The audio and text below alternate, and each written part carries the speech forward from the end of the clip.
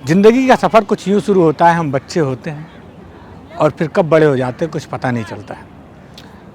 एक बच्ची स्कूल से आती है और स्कूल से आते ही बोलती है, माँ मुझे आराम करना है, माँ मुझे आराम करना है। इसका टॉपिक केवल इतने से ही है कि माँ मुझे आराम करना है। आराम कब और कहाँ जाके मिलता है, यही चीज़ बताने का यहाँ पे प्रयास किया गया है। और ज़िंदगी में असली आराम क्या है, उस चीज़ को खोजे नहीं मिलता है। अब आइए हम अपनी बात पे आते हैं। बच्ची स्कूल से आती है और स्कूल से आते ही बोलती है, माँ मुझे आराम करना है। माँ बोलती है, बेटा स्कूल का काम कर दे, बेटा स्कूल का काम कर ले और उसके बाद आराम ही तो करना है। बच्ची का सफ़र शुरू होता है और वो 1 2 3 4 5 6 7 करते हुए 12th पास करती है और स्कूल का काम, घर का काम, स्कूल का काम, घर का काम करते करते वो अपनी डिग्री पूरी करती है। डिग्री पूरी करते ही बोलती है, माँ मेरी डिग्री पूरी हो गई, अब तो आराम कर लूँ। बेटा कहीं नौकरी ज्वाइन कर ले, उसके बाद आराम ही आराम है।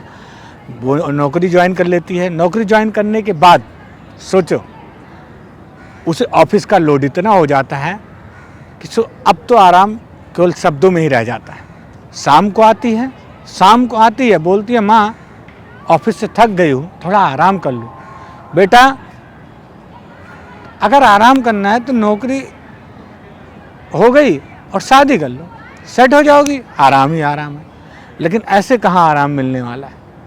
उसने सोचा चलिए ठीक है शादी कर लेती हूँ, शादी करने के बाद आराम रहेगा। शादी होती है, साल भर भी नहीं बीत रहे होते हैं। बोलती है, अरे अभी इतने जल्दी कहाँ है, लेकिन बोलते अगर हर चीज़ समय से हो जाएगा तो ज़्यादा अच्छा होगा। पता चलता है कि दिन बीते नहीं कि एक बेटी की माँ बन गई। ध्यान देना, कितने जल्दी सारा कुछ हो जाता है, हमें पता नहीं चलता, और एक बेटी माँ बन गई। अब रूटीन बदल गया। उसका बाप बोलता है, बेटी का बाप यानी उसका पति, कि मुझे सुबह ऑफिस जाना है, बच्चे को आप संभाल लो।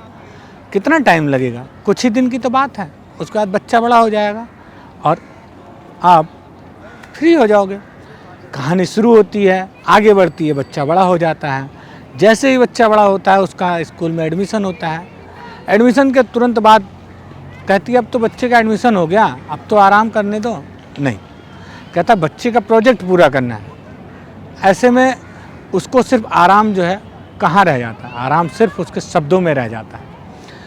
हम ये बताने का प्रयास कर रहे हैं कि कैसे बेटी बड़ी हुई और आराम शब्द उसको कहाँ है ही नहीं आराम शब्द। और जैसे ही बेटी बड़ी होती है, उसकी बेटी प्रोजेक्ट पूरा करना शुरू हो गई।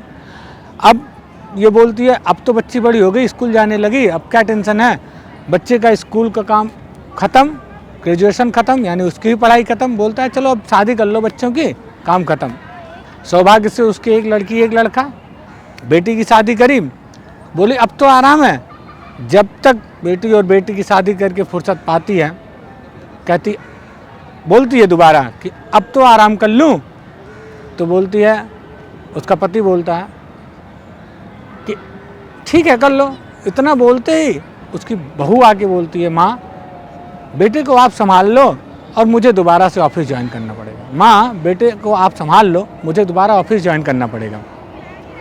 माँ सोचती है, अभी मैं सोच ही रही हूँ, यानी जब कल बेटी थी आज माँ बन गई, और वो सोच रही है, मैं अभी सोच ही रही थी मुझे आराम करना है। और किस तरह से आराम शब्द ज़िंदगी में कहीं नहीं है। और शायद मैं यहाँ पे डिमोटिवेट करने का प्रयास नहीं कर रहा हूँ, किसी को हतोत्साहित करने का प्रयास नहीं कर रहा हूँ। और वो नाती को पालना पोसना काम शुरू कर देती है। सोचते चलो नाती बड़ा हो जाएगा और फुर्सत मिल जाएगी। लेकिन नाती बड़ा हुआ, तब तक आवाज़ आती है, ओ जी सुनती हो, डॉक्टर ने मुझे बहुत सारे परहेज करने को बोल दिया, डायबिटीज़ बढ़ गई है, शरीर साथ नहीं दे रहा है, थोड़ा हमारा साथ दे दो। ज़िंदगी जहाँ से शुरू हुई वहीं पे आ गई।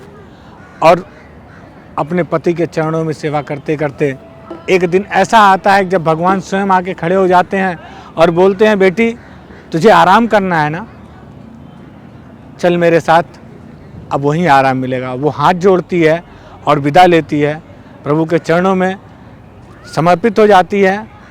और मैं ये समस्त बातें उन बहनों और माताओं के लिए समर्पित कर रहा हूँ जो सुबह से लेकर शाम तक एक दिन, एक महीना, एक साल, कई साल समर्पित कर देती हैं अपने घर वालों के लिए, अपने परिवार वालों के लिए।